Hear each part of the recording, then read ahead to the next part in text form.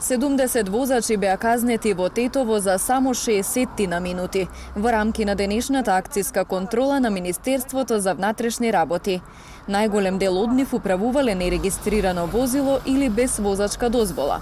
Со цел по безбедни улици и патишта, засилените контроли ќе се спроведуваат и во наредните денови, вели портпаролот на МВР Тони Ангеловски.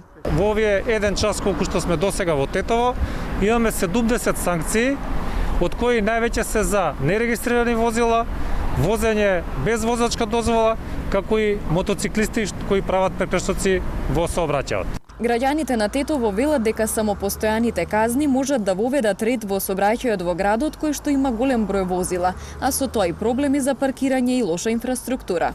Ако се казнува да се казнува и нормално, по-ригорозни мерки да има, сигурно би било и возачите би биле посовесни, нормално. Мора да се казни тоа, бидејќи тие можат да возат без веза, да прави прекршај. Многу добро што е полицијата го сврши својата работа. Значи не се почитува воопшто, нема што да разговараме околу тоа. Овде најголемиот хаос е кај нас. Сега колку се казнува, тоа е многу релативно.